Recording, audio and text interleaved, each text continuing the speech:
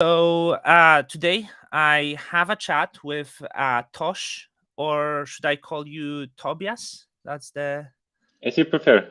As you prefer. how do you use how people address you usually online? Um, e- Depends how well they know me. So a lot of people call me Tobias or Tobias. So yeah, in English it's Tobias. So I Tobias. said wrong because I said In Tobias. Germany it's Tobias. Tobias. Yeah. But obviously I'm going by Toschedev as my nick, so that's very common to use Okay. as well. And I'm happy with both. Okay. Tosh is easier, I think. Cool. Yeah. Tosh is easier. So we had a little delay. Actually, I was stressed that you are ghosting me, which is fine because I experienced this before. Yeah. Let me just share it.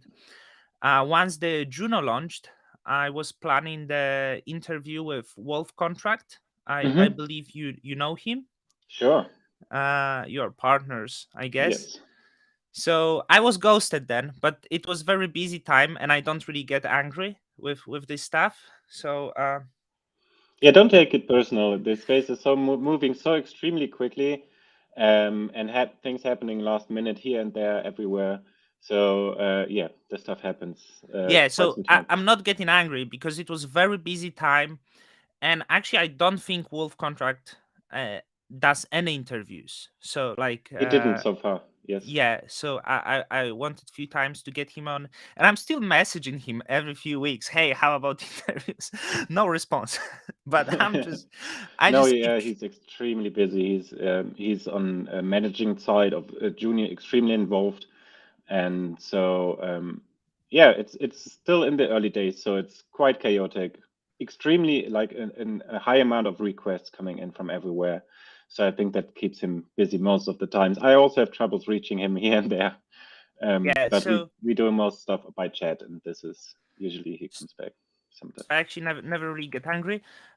There was one more time I tried also with Jack Zampolin, Yeah. but I also was ghosted. Yeah, I also was ghosted by him twice actually. So yeah, that happens But in live I'm like, streams as yeah, well. so So I don't get angry. I just thought, oh, you probably got work to do, and then after 2 hours, I will get message from you. Oh, sorry, I was busy, and it's okay. We're gonna reschedule that. But you had much more important things to do than chatting to me. Actually, um, you're gonna be father very soon, so congratulations.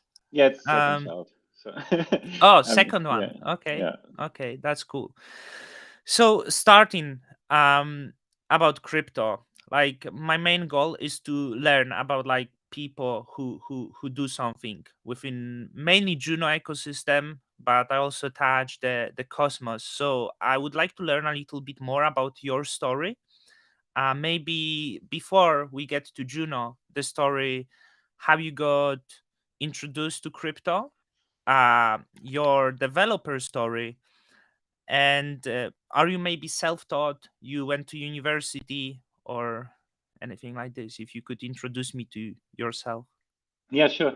I did go to university in Düsseldorf and Berlin, and it was in 2013, back in the days when I discovered crypto, and I went in 100% with everything I got because I thought like, wow, this technology is amazing.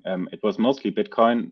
Only Bitcoin really existed, and Bitcoin forks back in the days, and I found this technology extremely exciting about how it works, about how it allows everyone to be on the same play field. So it's just a protocol that doesn't discriminate, that doesn't make difference between who is accessing it. So and that permissionless behavior got me extremely attracted to the Bitcoin ecosystem. And it was, but I was also researching other blockchain efforts. So I think, well, I'm a big fan of Bitcoin, but I think other protocols are also here to stay. So Bitcoin should be the backbone of everything. But apart from that, we have so many great ideas, so many stuff that doesn't fit the Bitcoin blockchain. So so I quite early also went into other protocols. I was heavily involved with. I don't know how long you are around. So if I'm throwing around all those names, if you're familiar with those, It's or fine. I will tell you. okay. Yeah. Um, So yeah, maybe you've heard of NXT back in the days. That was a community I was quite involved with. That was a lot of fun because that was the first blockchain to really try out proof of stake together with a marketplace, with an asset exchange, with a cloud, and so many different things on the blockchain.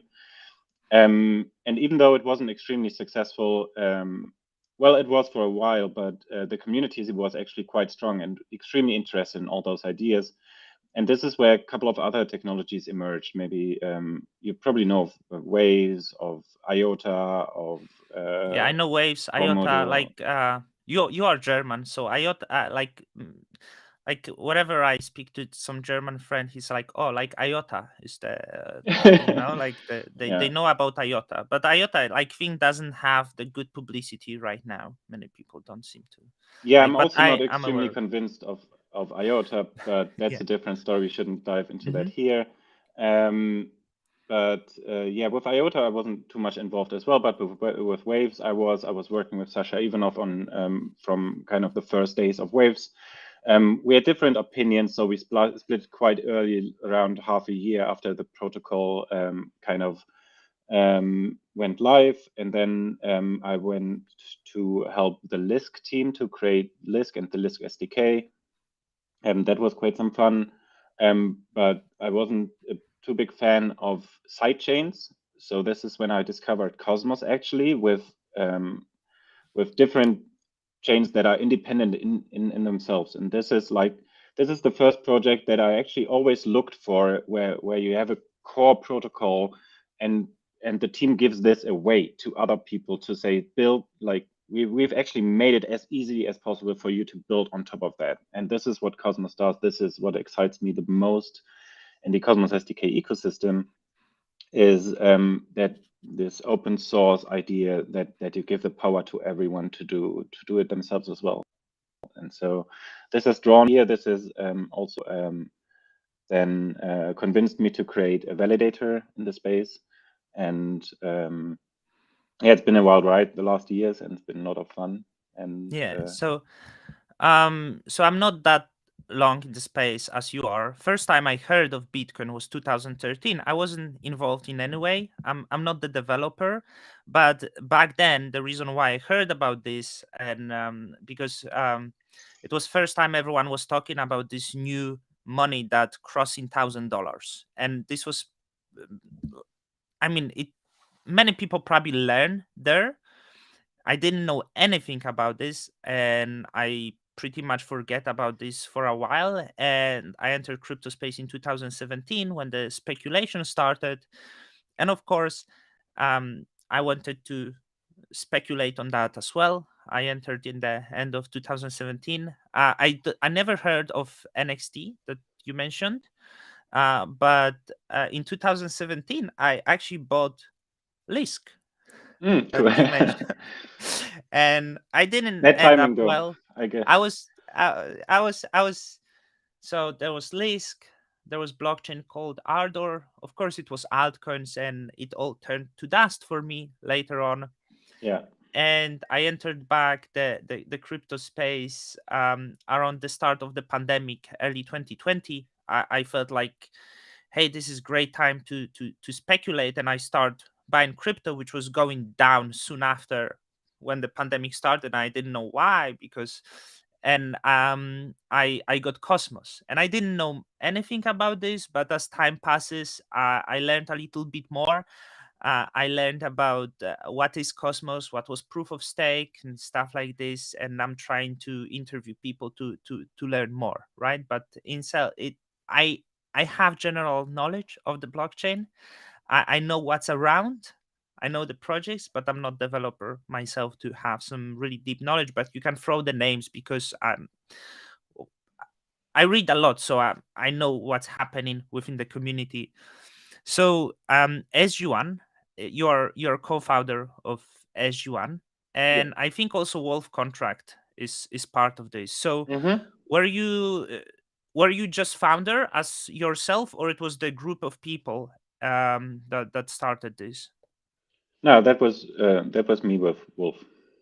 So you knew each other before, Sorry? as you knew each other before, or you met some? Yeah, we briefly though, but we got convinced of each other like quite quickly because yeah, we had lots of chats in that time. So he kind of found me when I was asking some dev questions on the channel, and he was like, how about you create some bots or for various things, and we did that first. So we create some software first. I see myself as a developer, so I love coding stuff. Um, so that's what we did first. But I had already so creating a validator requires quite some preparation time to get all the pieces right. So I was already working before I met Wolf for 3 or 4 months to get my setup right for the validator. And this is when I got to know him, and he wanted to participate. So this is how we got together.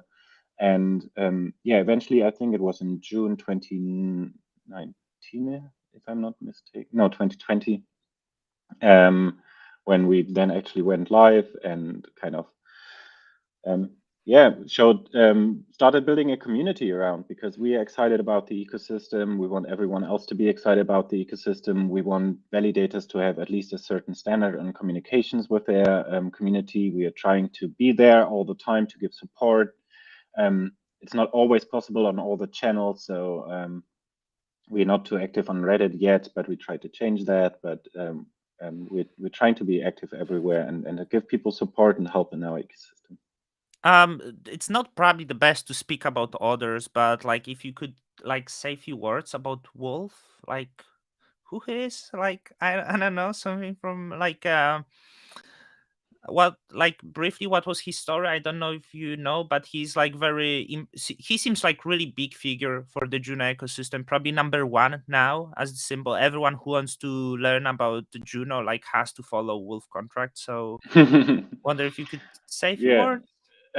Yeah, he's been around as long as I am. I'm not sure if he's been around a bit longer even. I don't know where he was everywhere involved in, and he should talk about this himself. Um, but he has an extremely good insights into the mechanics of cryptocurrencies, into tokenomics. He understands community management like no one else. I think that's why everyone should follow him on Twitter, because I think he's a genius. I don't know how he does it, how he kind of um, knows how to put the right information on Twitter, how to collect all this information, how to share them, how to be excited and get others excited about the things that are coming. So I think that this is where he's excelling the most in kind of managing. It's kind of macro managing things, and but you cannot really say. Well, there's probably block creators who is, as far as I know, anonymous, but he was getting quite impatient about no one really using the WASM in the Cosmos ecosystem, because it was built by Confio and the team behind Ethan Frey, and they got a community pool allowance for building the WASM, and then they were quite ready, and no one really seemed to wanted to enable it on their chains. Maybe there was a few ones trying out with Secret and Terra with an earlier version, but the community was getting impatient to get the WASM smart contracts on a blockchain so they can use it. They can use it in full force, and this is when the community actually stepped up and said, "Okay, we are here to create layer one, so let's just start. Let's like why don't we do this all together? Why there shouldn't be one person collecting all money from all sorts and then launch it? No, we just launch it as community. We do it all together, and this is how actually the Juno story started." This is how I want to get to you, because like I mean that's how I want to connect the blocks and get the full story. So there is SG-1 and there's two of you, you and Wolf, and as the result, like you discover, I guess, Cosmosm, and when the Juno idea is starting, and who are initial people behind Juno? Was Wolf, you? Was there more people? I guess Dimi, but how the team was collected, and how did it get together when when you guys started building Juno? Yeah, I don't think you can really point um, like in traditional company building, one person for it. Yes, like I see block creators as the one really saying like we need to do this now. But then everyone just came together and said, yeah, let's just help forming this, and let's help creating this. And in Cosmos, it's not so hard. So we have a lot of tools like Starboard out there that lets you quickly create blockchains. But then the Cosmos SDK protocol is built in a way that you're allowed to fork it, that you should be forking it. And the Confio team was also quite helpful. They obviously know how to build with their module in the blockchain. So they were also helpful with their developer relations team, with Orkun and many others. So they were extremely helpful, and it's just so many hands that collaborated in making this possible. So it's not really that just one person that built everything, but it's a community effort.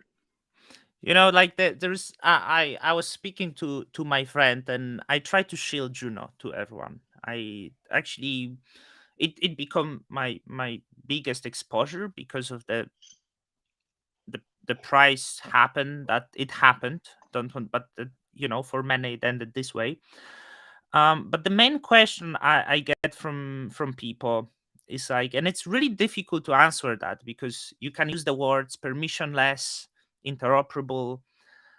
But the people ask me, what is the actually special about Juno compared to other L1s? And because let's say I could say Avalanche, right? It's all another L1. It's also very fast. It's also permissionless, and Solana claims the same, right? So what's special? What's difference between the Juno and those other L1s? Um, so I don't, to be frank, I'm not too much into Avalanche, so I can't really comment on that. In comparison with Solana, is what I've seen, Solana favors mostly a speed of execution of transactions. So they're taking actually the bullet of being a bit more centralized for that. And then the story behind it, it's entirely different, right? So there's a company collecting VC money and then spending it on development, which is cool. They've hired so many great talent actually. So I've seen in the last, especially in 2021, I've seen so many great talented developers migrating over Solana. And kudos to them for acquiring so much good developers. And this is eventually how you get good software written, right? So you have talented developers building the protocol and everything around. On Juno, it's a bit more decentralized. It's a community effort, so it's extremely distributed and way more decentralized than many of the other L1 chains. But then I see the biggest benefit being in the Cosmos ecosystem. So we have IBC, the Inter-Blockchain Communication Protocol, which allows you to have all those layer ones really communicate with each other in a protocol that's been written entirely for that. Can I stop you here because Juno markets itself interoperable, and when someone would ask me what does interoperable really mean, so I could say, hey, it means that the blockchain can communicate with each other. You can get the transfers between blockchains directly. But what is the benefit with this? Because with other blockchains you don't have it. So what I understand, you have to first wrap the tokens of the one chain and then move it to other chain. Is that correct? Yes. And how does it work with Juno? What's the benefits of interoperability? For example, if Solana would join the IBC, how that would look? So either you have a wrapper like you just described. So this is commonly referenced to as a bridge way. So there's different forms of ways how you can solve this. From going more decentralized to being centralized. So you can have just one smart contract that a person controls that creates, or an entity or a DAO that actually kind of collects all the tokens into one account and then allows on another chain for them to be minted or destroyed. And this is a more centralized approach of a bridge. But and then it's all about who controls the account where the money is flowing in, right? So that can be DAOs. That makes it a bit more decentralized, multi-signatures. That makes it a bit more decentralized. And on Cosmos, it's natively all the validators. So it's at least 100 entities that confirm each transaction going in and going out. So for Cosmos, we have the IBC protocol natively in the protocol. Other blockchains could choose to do the same, to say, okay, we are also putting the IBC protocol as written by the Cosmos standard into our blockchain, and then they could have the same interoperability like all the Cosmos chains and are just natively part of it. As we do have IBC natively, this means each transaction is confirmed by the whole validator set entirely. So that's as decentralized as it gets in a proof of stake system. And it allows for, right now, the first capability is mostly opening channels between blockchains and then having transactions tokens going from one blockchain to another. But we've also seen you can have interoperability between smart contracts. So you can have a smart contract written that interacts something on a different chain and then send some data back. So this interoperability can go quite far beyond, and we're just in the early days of figuring out how to do this most secure and what's the best use cases for interoperability between all the blockchains. But as we have oracles with Band, as we have different smart contract chains now, as we have DeFi with Osmosis and Terra and so many different applications, it makes more and more sense to have this interoperability and not have everything on one chain. So not every chain would need to have a whole DeFi protocol. They can just use Osmosis, for example, and exchange their data, and so they can save a lot of bandwidth from on their own blockchain. Okay, that's very clear answers, I think. Then another word, permissionless. Okay, this is so Juno claimed to be permissionless, and I checked Solana also claims this. Yes. But as you mentioned before, Solana attracted a lot of venture capitalist money. So my question is regarding this, Solana token might be more considered as the security because of the way they did it compared to Juno. But what would be your idea? What if things that are considered illegal start being built on Solana? Do you think then its permissionless nature could be shaken? Because I would imagine, like, let's say you can have the drug markets being built on Solana, and because the venture capitalists are invested in that, we could expect the CNBC news that, hey, on Solana, where you are invested, there are things that are considered illegal. So my question is, do you think the permissionless Solana can be stopped? And this is where the advantage of permissionless Juno comes, because I was trying to think this way, and I'm trying to find answers. Is this difference between permissionless here or? I think this goes a bit over my head right now. I can't really judge on that. I think we mostly will have to see how this plays out. So people trying this stuff out and see how all the community especially reacts, because eventually it's in the hands of the community and everyone using it to be using their voice in order to stop something that shouldn't be happening or that you don't want happening. And then there will be a clash naturally. People that want 100% permissionless and people that want everything to be possible, while others sure try to stop what they seem isn't right. So I think this is a bit of a life experiment going on all the different blockchains to see where's the line and how much will people allow, how much should the protocol allow. So Do you think yourself there should be a line? sorry.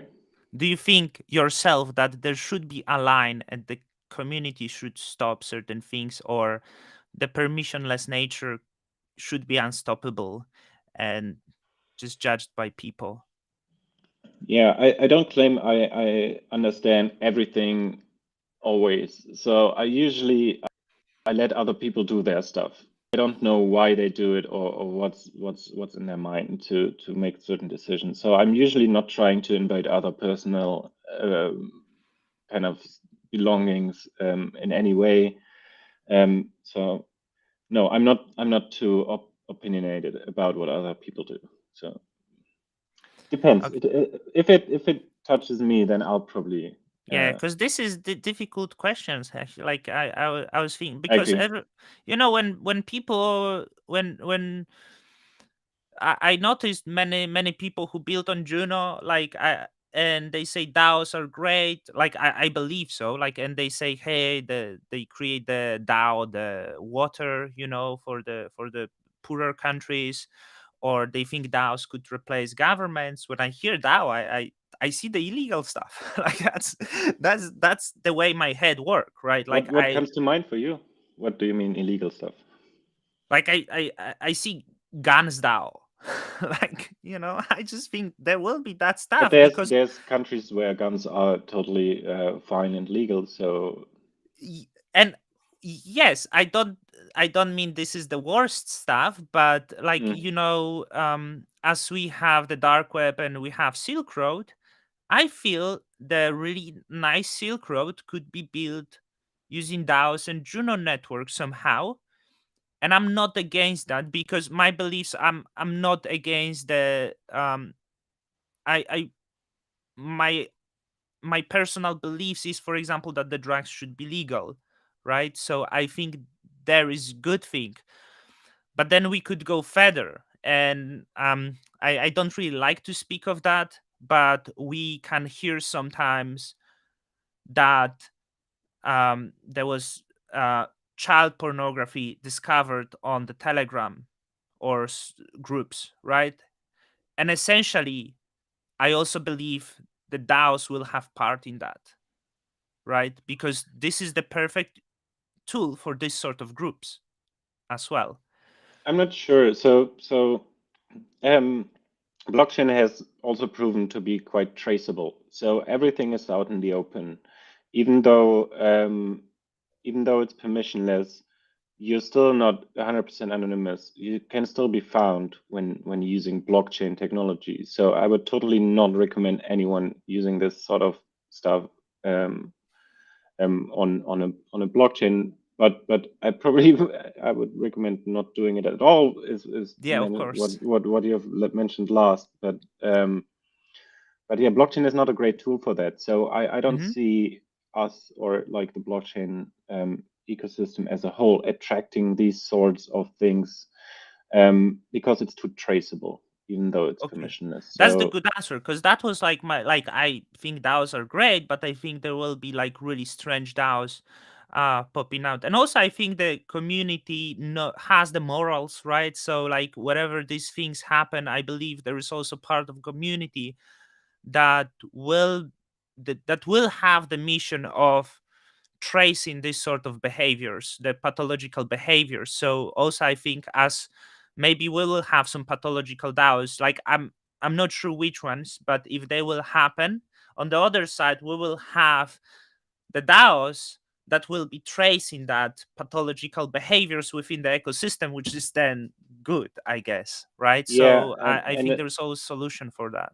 and I think the traceability brings lots more benefits to investors, for example, because this time you can actually help hold all the companies accountable. So let's say there's a DAO in comparison with traditional finance, where let's say a company has raised $2 million for something, and they just spend it on their own private stuff and don't really do the work they've promised. And people couldn't know that the money is slowly dripping out. But in a DAO, it's 100% traceable. You can see where the funds sit and how much are left and where they're going to.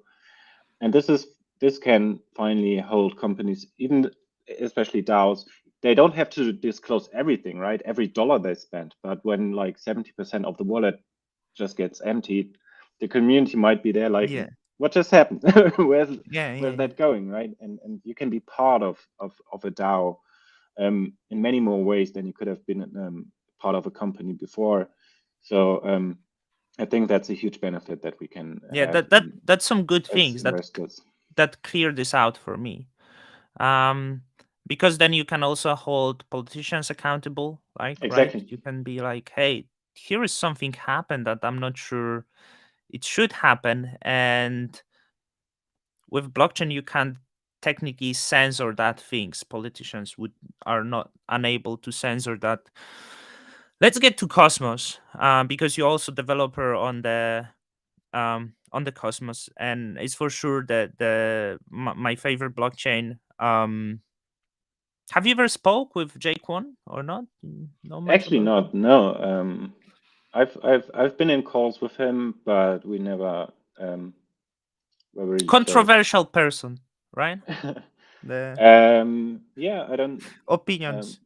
obviously, when you've grown such a legend as well, you should be controversial. In a way, everyone is. Elon Yeah, Musk is yeah. controversial. Jeff Bezos is no, but I was thinking perfect founder. Like it's, sometimes you read the tweets and yeah, like that's the perfect founder, and like really he delivered really great project. Even though he's not fully part of that, he developed there, and that's how the blockchain should be. I often he's still involved in one way or the other. yeah, I think he's working on something that might not be Gnoland too far Gnoland away. Yeah. Gnoland. It's like new language, right? Mhm. Yeah, it's a Is new smart the contract language. So like many people ask me, and like I really like my main goal is not really talking about the price, but people like talking about the price, and I think Cosmos like actually do just fine. Like I am, but many people were saying before last year when Cosmos wasn't doing the best compared to some other things, that the Cosmos cannot capture value as the other blockchains because of the tokenomics, because of lack of the usability. So is the way that Cosmos is designed doesn't take away from it capturing value, or you think essentially there will be ways that the atom itself will be this well capturing value? Um, well, this is one of the main points where Cosmos stands in huge difference to other projects like Polkadot or also Avalanche or Solana, where everything just happens on one chain, or you pay rent to have your different chain, right? And it's actually the first time where I've seen a fork of a project exceed the market value of the project itself. So we have Terra, for example, that has a higher market capitalization than Cosmos Atom, and I think this shows the strength of the Cosmos ecosystem as well, because the Atom is not the limit for any project to reach. It's really independent. So this has been advertised by the Cosmos SDK ecosystem before. You have a sovereign independent blockchain, and this is actually what we see with the market capitalization. I think that's my kind of interpretation of this. I think the Atom as the first blockchain really built by the Cosmos SDK has a lot of value points right now. But you're right, it's discovering its usability in a way. But a lot of things are discussed as we see the growth of the ecosystem and more blockchains, more L1s joining. Um, we already know that it's not the goal for each blockchain to be connected to each other blockchain, because this way like with IBC to communicate with another blockchain, you need channels, right? So you need to create a channel and keep that open so the data can flow from one blockchain to the other. And our current idea is that we don't see 1 million blockchains having each of them a million connections to the other blockchains, but there should be some kind of hub, a router. And this is what Jack Zemplin has been pushing a lot, the and also Ethan Buckman, the hub as Cosmos hub as a router to actually um, have all these channels, and people can just use the Cosmos hub as kind of router as to make it two hubs. Mhm. And not have to maintain channels to all the blockchains. Sure, you'd have probably channels to the blockchains you can communicate the most with. So let's say there's a smart contract sitting on Juno that you want to use.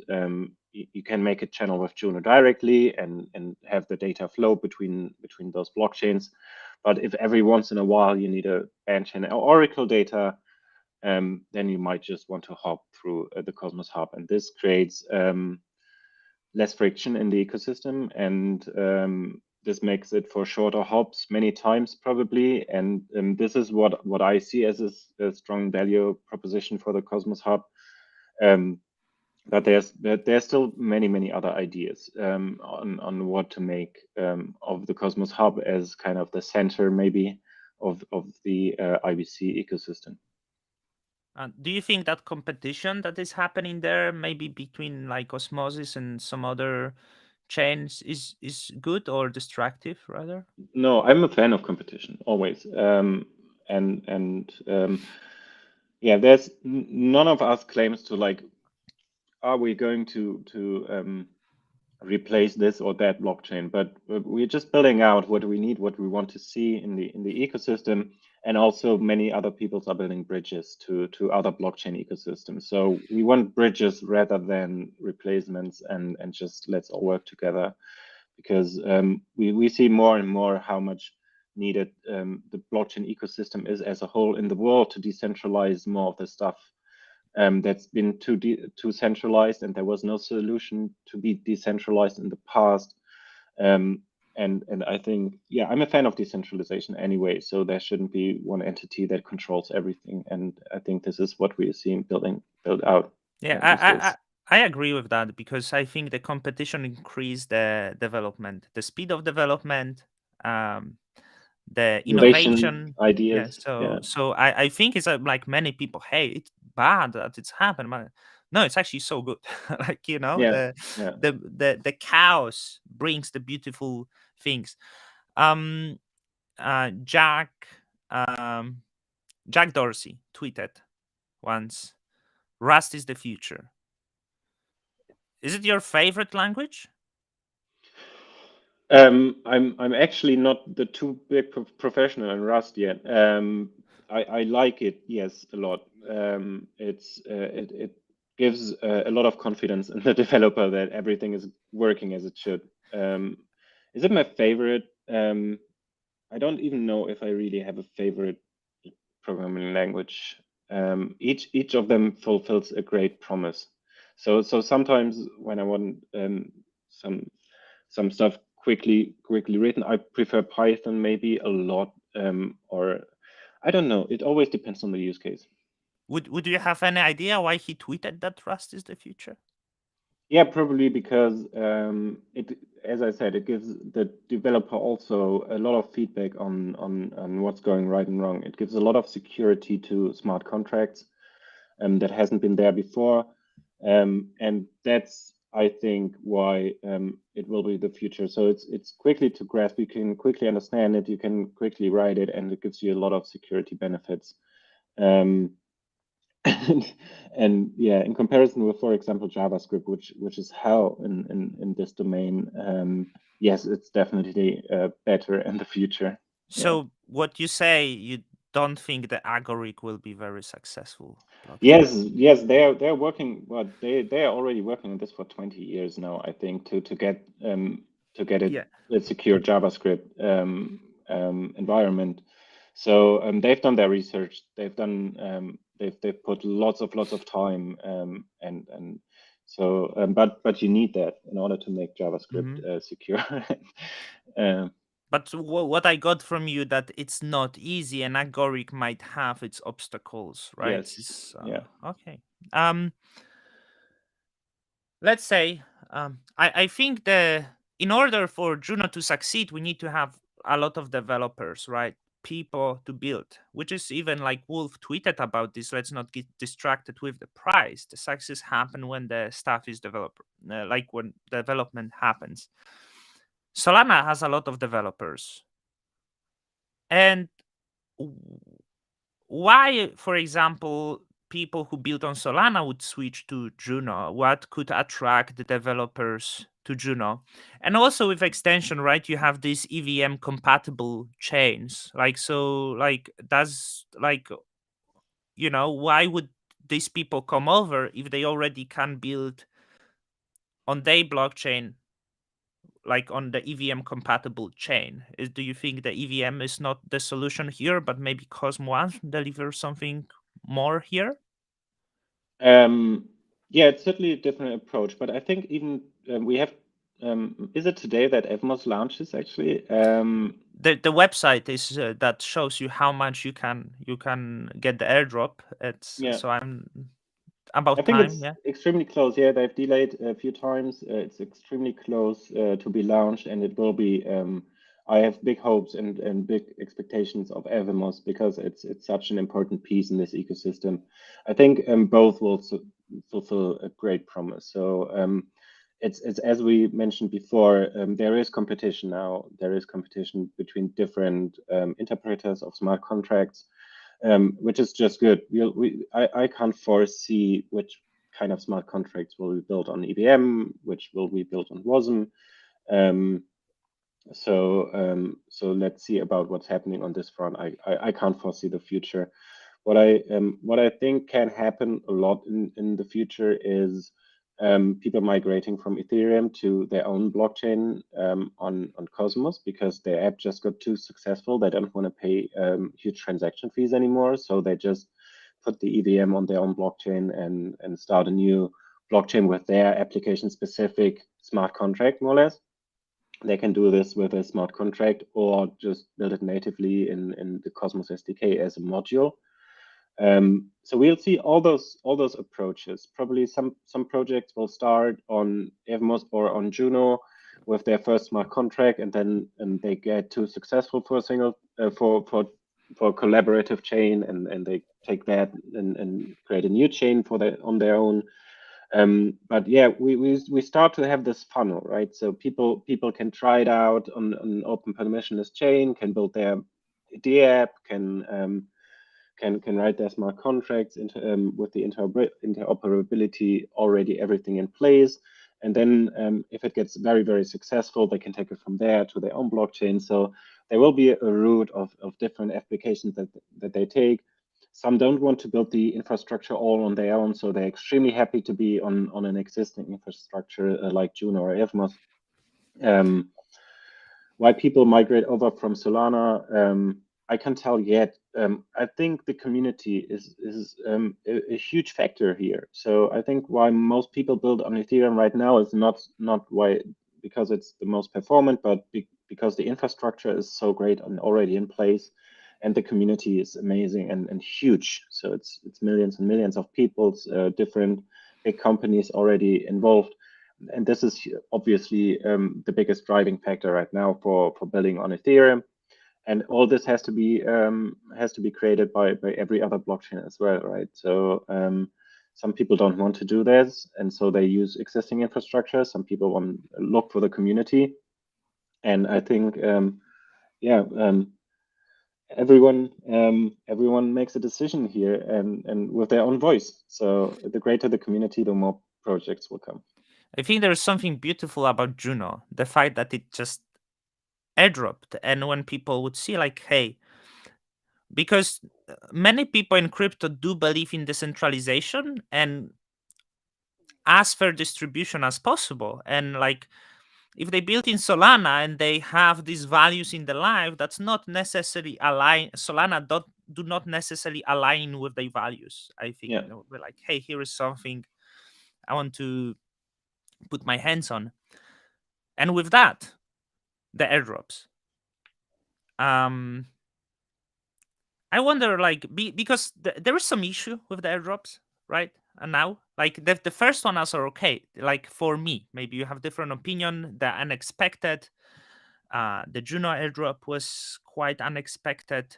I think the Osmosis similarly, and now we get in this wave of the airdrops, and the more and more people trying to game this. Actually, even the Juno airdrop was gamed, but I think it was just coincidence, right? Because you had this I don't know if it was coincidence. Maybe Me it was neither. someone. Yeah. Maybe it was someone who knew something and gamed that. But No, no. If they could have anticipated this, yeah, you need to be very clever in order to anticipate this. But maybe so some no people one did. from Juno community would be able to do that. You think? No, No, that wasn't anyone. So yeah, because what I'm referring to, right? Like maybe not everyone followed. There was like one wallet not one wallet. There was 50 wallets who yeah, I'm received aware of the entity maximum even who did that. Yeah, Juno, which was like 2.5 million Juno across yeah, yeah. multiple wallets, and there was a lot Yeah. of concern, but it was Sorry. addressed that it's some institution like hedge fund, who knows what's that. But now many people trying to game airdrops, right? Yeah. um Doing can say splitting multiple wallets, maybe stuff like this. So do you have in your head what would be the perfect airdrop design here to actually make it most fair as possible? No, not at all. No, distribution is such an important piece. Yeah, I've put many thoughts into this, and I don't really come to a perfect design of distribution of a project. It has so many factors to take into account. Um, and Juno just wanted to be as closely to Cosmos as possible, and this is Hmm. why the airdrop was aligned this way. I wasn't too much involved, but I know they've taken lots of thoughts into this, and discussed many models. I was just like briefly involved into those discussions with my input, but um, yeah, it's an extremely difficult topic. So if you create, for example, something like OpenSea, you probably design your airdrop entirely different because you're looking at you have a goal whom you want to attract as investors or as community, and therefore you'd have to take into account many different ideas. So for me, the perfect one is Bitcoin because it's objective. Um, but you can't really get there anymore because Bitcoin has grown too big and has taken this role already and has controls the proof of work in the world more or less. Um, so yeah, it's a difficult decision to make, and I don't think there's a perfect way to do it. And if there's people that try to game it that are like that look at just this particular project and want to gain more of that airdrop, then they probably deserve it because they put in a lot of time and effort to get there. Um, so I don't think there's a perfect one. I think it can always be gained in one way or another. If it doesn't, you probably will need KYC, and this is what a lot of projects don't want to do. Um, so so yeah, it's going to be difficult, but I think it's going to get easier to have templates, and this is what I see right now. So there's different templates for developers to scrape certain data from the blockchain to help with your distribution, because sometimes it's also technically extremely difficult to even get a certain distribution, and that's going to be easier in the future. That's really good point that the ones who try to game it actually maybe deserve that. Like I like this because Yeah, if you put so it's much these effort people in, are usually more engaged into ecosystem exactly. and they follow it more, right? Yeah, So yeah. With Bitcoin, yeah, I think the time destroy things because Bitcoin is like unexpected, right? No one knew it will yeah, has value, and with that, we have this kind of fair distribution. Like you couldn't think of it better way. and you And the can't repeat first, that. yeah, like and the same like with the first airdrops that happened, they seem to be better. And as we go with the airdrops, there will be like weirder, more gamed, Mm, and yeah. stuff like this, right? So as the time progresses, getting worse. Any idea who is Patmos? No. Yeah, like any thoughts on the project? Because I actually have my thoughts that at first it seemed to be meme. I think it's going to be some fun smart contract, actually, like really, really good. I thought it's me, so maybe no, but you said meme, right? So okay, yeah. No, I have no idea who that is. I'm not spending too much time on. I think that's Mhm. mostly happening on Twitter, right? Yeah, yeah, So, yeah. so I'm just seeing it here and there. Um, but yeah, congrats. It looks like a lot of fun. Yeah, like the worst projects on Cosmos and Juno, if you can point. The worst. The worst. Scams are always the worst. Yeah. So yeah, there's Any scams you spot being built on Juno Network? you never know. So Hmm. yeah, I just ignore some projects when I think it's a scam, and this I don't really remember so much because I just ignore them, and there's too many people trying all the time. Um, and but some of them turn out to be legitimate at some Hmm. point, right? Some people Yes. think of we're trying to scam, and then they realize somehow this actually works, and then they hire some developers because they got some money, and then it starts to become a reality.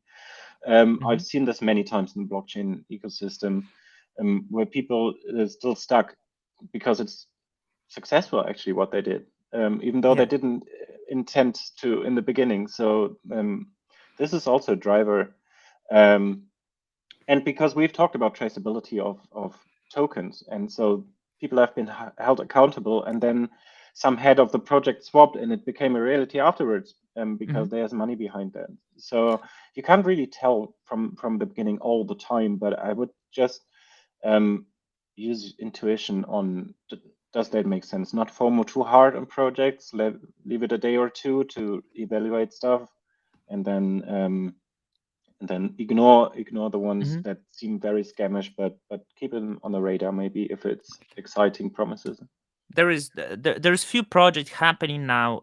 Maybe you heard of this, not related to Core 1 or Core 2, but for example, Marble DAO, right? Mhm. Maybe you heard of this, and there is some concerns, and like someone was asking actually on Discord, that a lot of people are wondering what's the worst that could happen when you interact with malicious contract to claim the airdrop, for example, because they promise you airdrop. Of course, you want to do it because uh, people are naturally want money, want some value. So what the worst that could happen, I guess, when I go to the page and approve my Kepler connection?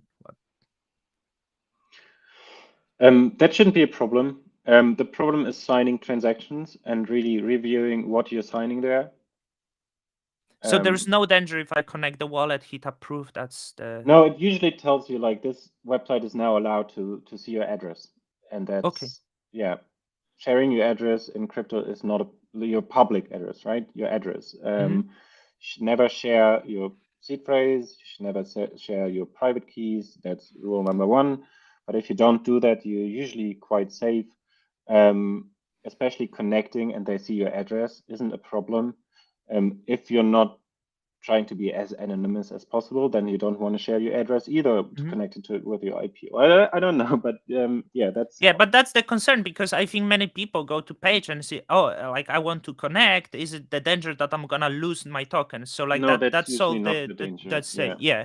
Signing transaction can be a danger, but Hmm. also usually Kepler or also MetaMask in the sense give you a preview of the transaction that you can review before you sign it.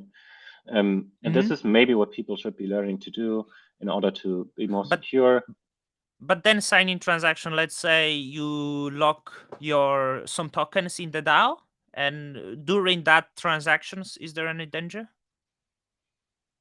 If you're locking tokens in a DAO, So you are in the DAO, right? And you have the DAO token, and you lock it in the DAO to be able to vote on the proposals. Is there during this transaction any issue or not? yeah, if if the transaction does what you intend to do, sure, but just look if it's not saying, remove all my funds from my wallet, right? But Okay. no, you can see kind of in the transaction, then it should be a message like Mm-hmm. log to DAO or so, Mm-hmm. and that's something you can review and approve on. and then it should be fine. Could you point the projects that Core-1 and Core-2 right now is working on? And Oh, it's maybe too because many. We okay, need another. We need another. I think we're crossing the hour already, right? So yeah, I will let you go soon. Sorry, like I like to ask a lot of question in the lever. Plans for Neta, maybe. Like what's the next with Neta? Because I think people are impatient overall, yeah. and I think that's the like what's the next for it? Is there any plans and any thoughts around this? What's yeah, I've had the same question on the chat yesterday, and I was a bit confused because I thought it's a bit obvious where Nita will go. Can you tell me what's kind of what's your idea or what's common knowledge right now? Because um, I don't even know if that's They're meant to be a DAO. yeah, You said it's a Neta, DAO so in I itself. said, Yeah. and what I understood, the community should be coming with its own initiative. But what is happening, the community is waiting for Core-1 and Core-2 to do something. So So there's it's not. currently no idea on what Neta should be doing, Yes, or the community should start like probably do it, but community is waiting for okay. the core Well, team to. I think that's what the expectation they actually want. Probably the core teams to probably design the DAO around that. I think it's kind of non-DAO approach, but I think like from what I see on the Discord, right? Like I there is no really much initiative coming from the community. There was some initiative of the NFTs coming up, but no one seems too keen of designing the DAO. So I think the core teams, whenever they have times, they can probably just do it. And yeah. Yeah, what I understood is Neta is aiming something very similar to Ion on Osmosis. I'm leaving at that. So I'm not sure what I should be talking about all the ideas that I have for what Neta should be doing. But maybe I'll just jump in the Discord and start discussing this with the community as well. your the NFTs, I see a lot of Azuki NFTs you owe. Yeah. Yeah. And you owe the Crypto Bull Society, which Oh, I you've I seen actually that? made the video on that. Really? That is Yeah. bad. That it's bad. But Ah, that it's bad. so I had like there was a lot of marketing behind that. Like I remember the moment when it was launching, and in all the promotional stuff, amazing bulls, like the design, the attention to detail. But then I go on OpenSea and it doesn't look close to it. Yeah. Really? How do you mean It's close to it? so the quality is completely different. From Like fur, the yeah. details are not good. Like you can like even when go into your Twitter, the bull in your background, amazing, but it doesn't look like this, the real one. What? It looks exactly like this. The fur is different. Like you could No, compare but you the. can. Yeah, it's maybe because they are not allowed to use 4K images on So I was OpenSea. thinking, like, yeah, that's the question. So is it the issue with OpenSea here? I don't know. You can click on like there's a button like look at the item in 4K or so, and then you Okay, can see. I will check that because that was the like I think it's concern. one of those top buttons where you can go to Hmm. an external website to see the Hmm. 4K image. And any other NFTs that you are like you like personally? I don't. Yeah, Strange Clan, obviously. They're doing amazing work. Yeah, who knows where NFTs are going? I have no idea. I'm just playing around with this because I just love the art scene in general.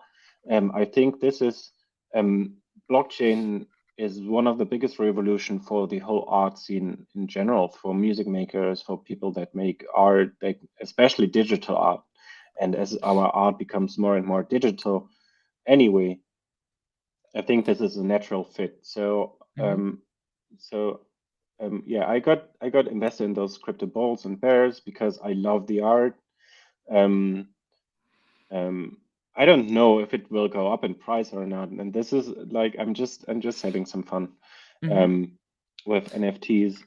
With I like Azuki's. I'm an anime manga fan here and there, so this is what has drawn me into that Oh, project. I have a nice book that you would like. Wait a second.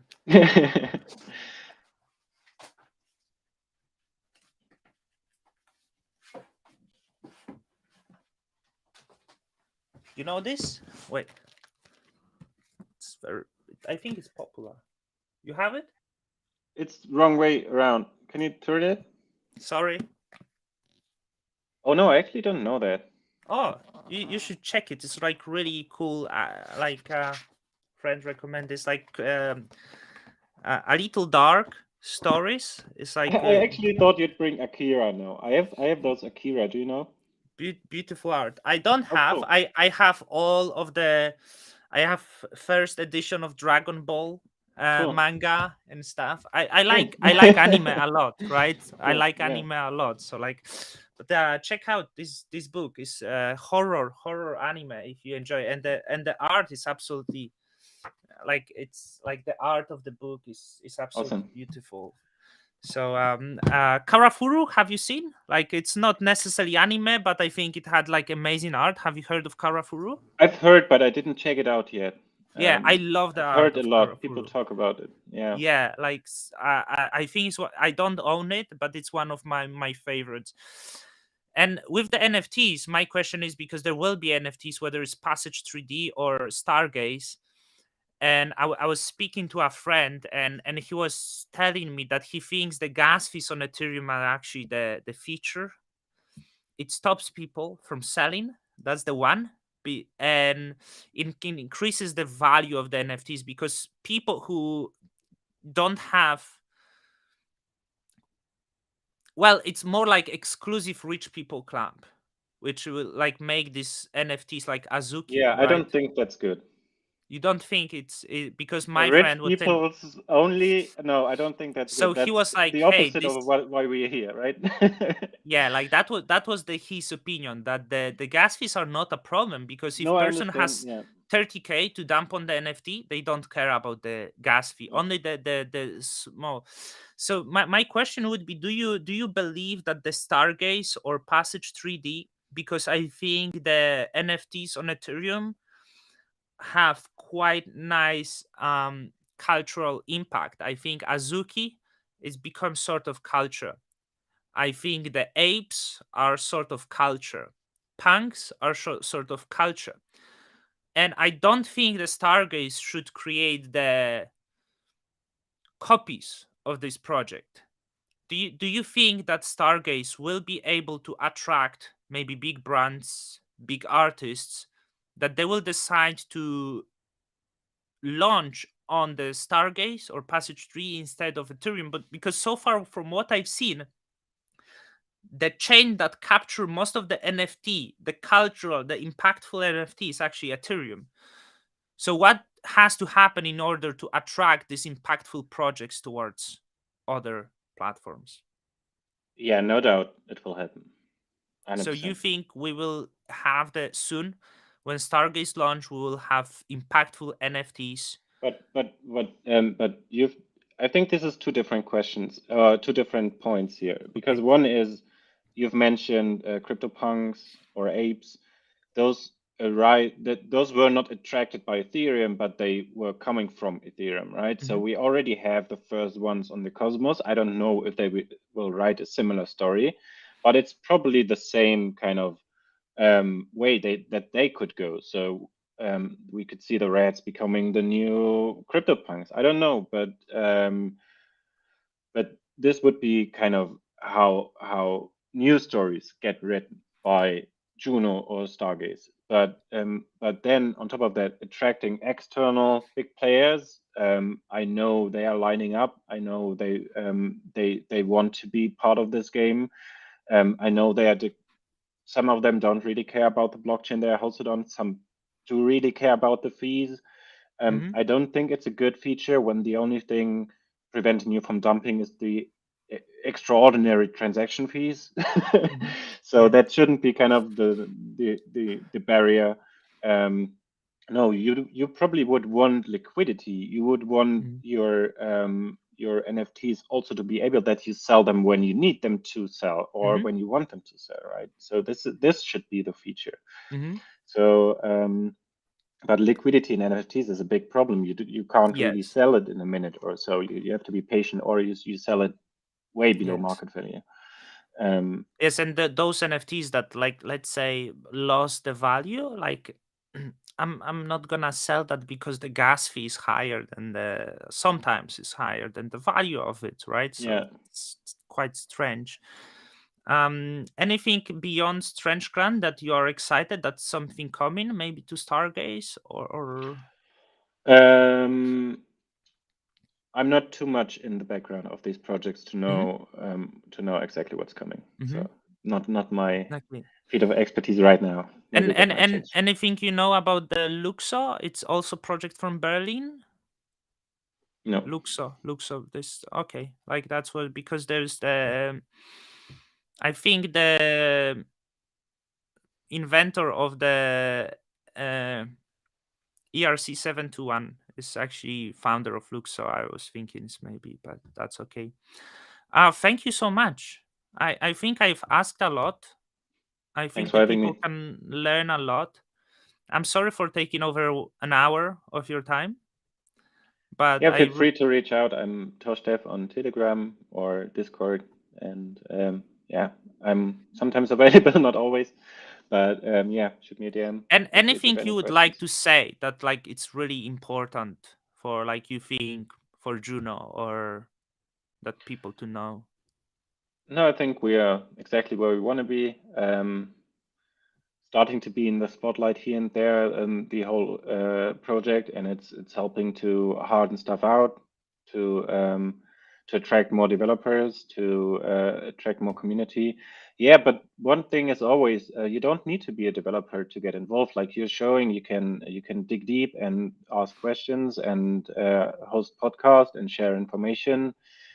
There's always big need in testing out tools, using the wallets to the extremes, like power users, like yeah, people in the chats helping each other. That's what we want to see. That's what forms a great ecosystem. And yeah, big invitation to anyone to check this out. Yeah, I'm not developer. I'm messaging like everyone on Discord. Hey, do you want to chat? Hey, do you want to chat?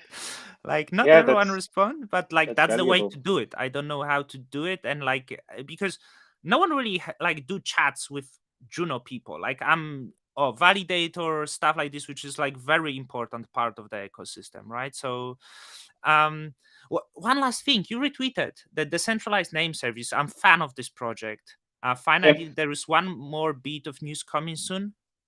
Uh, any idea what could it I be? leave it to them.